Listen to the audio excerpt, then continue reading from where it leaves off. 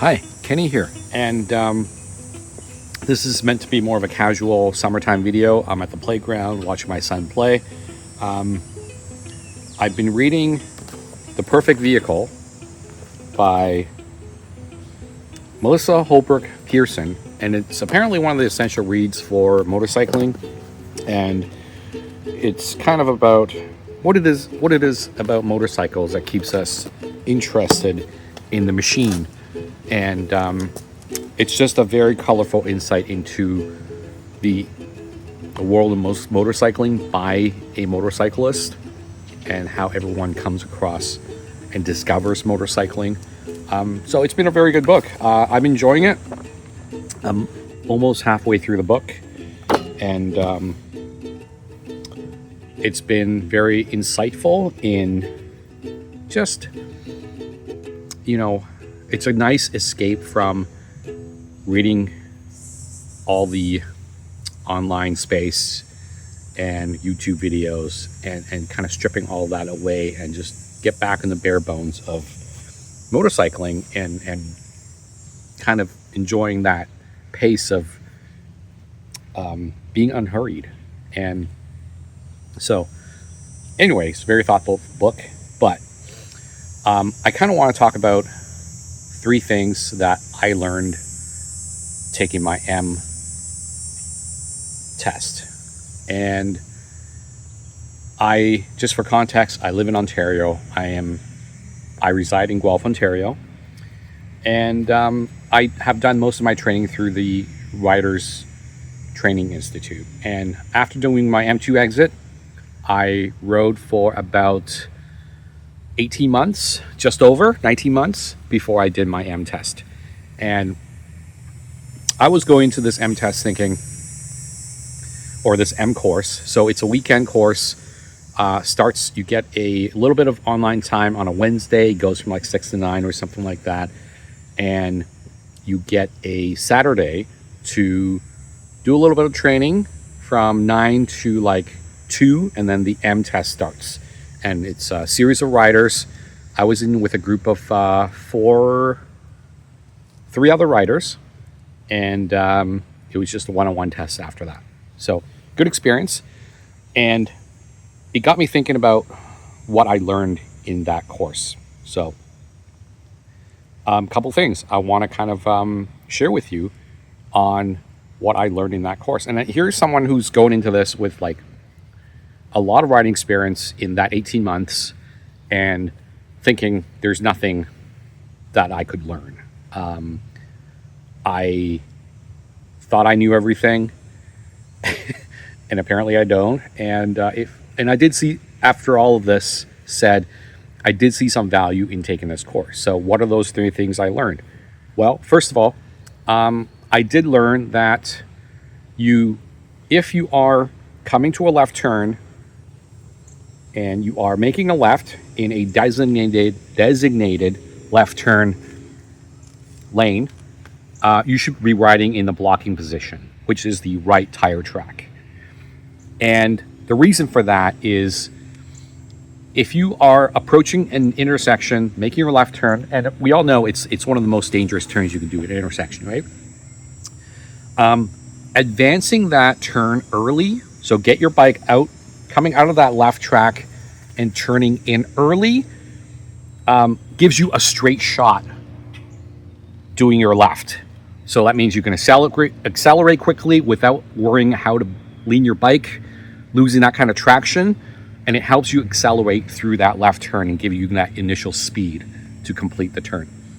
And it also gives you the option of a left track or a right track when you do complete that turn and you're finishing that turn, right? You're going into your left lane.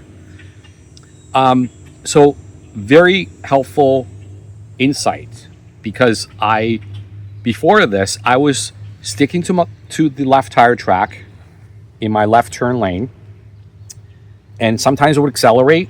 I would go through that left at a rather quick pace, and then realizing I don't have the option to select my tire tracks.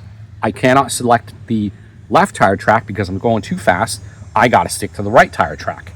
And that's one of the reasons why I think these courses are super handy, because these experienced motorcyclists, they have that experience to tell you the reasons you do these things. Another reason for that the right tire track when you are in a designated left turn is that you get to show your side profile to a vehicle that's coming to you. So if you are in a bright yellow or neon green Kawasaki, that side profile stands you out from the backwash of vehicles that are sitting behind you. Parking a little too far on the left tire track, you could blend in with the street sign, a signal post. So coming out, taking that right tire track gives you that clear view from oncoming vehicles. Now, there's a couple of people that I mentioned a few things with these, because a lot of people do feel like coming into an intersection and doing that left turn on a left tire track allows you to see into the traffic a little better, and that's totally legit. And I mentioned that to my instructor, but my instructor mentioned to, switch to that left tire track if you feel like you need to look into the traffic before you come to the stop, and then switch to the right tire track when you approach a vehicle and start making that turn. But it all makes sense. Like the thing is, I learned also on a right turn to kind of ease that situation of completing those tricky right turns, you angle in early.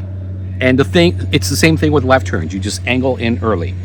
And the second tip I learned was that if you are, well, this is related to the left turn, but if you are a lead rider in a group, you should also take that right tire track when you are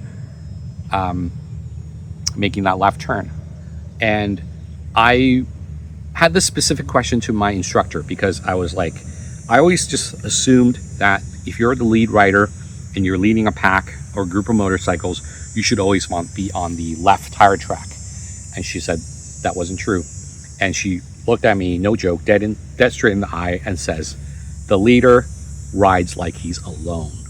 And that totally makes sense, because if you give the leader of the group enough room to be ahead, they can point out some hazards.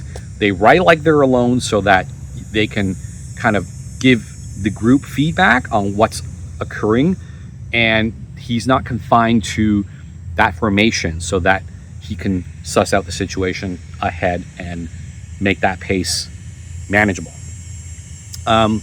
So very interesting. So basically, if you're leading a group, you can be on a left tire track, right tire track. You got a little more freedom, and I think that makes sense. The second rider should sit back a little bit further, typically, from the first rider, whereas the third, fourth rider can kind of ride in formation a little bit more tighter, but it totally makes sense. The third thing I learned taking this course is the solution to that dreaded blinking turn signal. So up till 18 months, I had this instinct of just mashing on my cancel, right? Canceling my left, canceling my right lights.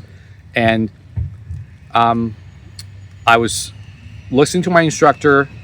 She was going through how you can deal with these situations, and she mentioned something that just never occurred to me. So she said, if you are riding through and you're switching gears, cancel after shifting to second gear, and only shifting into second gear. And it got me thinking, because it totally makes sense. Because if you are making a left turn, making a right turn, you're in first, you finish your turn, and as you upshift, you got a little bit more time. You're going through first, neutral, second, and you complete that cancel on your second shift. And what's funny is, as I absorb this stuff and I pick it up, I'm starting to ride more often and mashing my second turn, second gear cancel. And then sometimes I would think, what gear am I in? Because I don't have my bullet doesn't have that gear shift indicator. but I can recall whether I'm in third or fourth just by how far I've gone since I've mashed my cancel. And sometimes I still have the weird gut instinct of canceling my turn when I'm in third or fourth, right? But sometimes I'll reach up to cancel, and I'm like, wait a minute, I'm not in second gear. My light should be canceled, and I would, look down, and sure enough, my signals were canceled. So I guess the point here is cancel, get that practice in mashing that second gear cancel. So I guess what I'm trying to summarize is when you shift in second gear, hit that cancel once and be done with it. So those are the 3 things I learned. Super handy, and it's one of those things where, like, you start riding for a year and you develop some issues with your riding and you don't know the solution.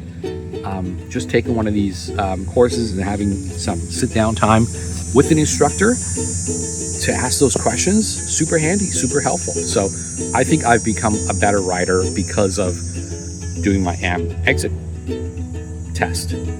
That's all I wanted to share for now. So I hope you're out there riding safe, enjoying some good weather while it lasts. Cheers, take care, enjoy your day.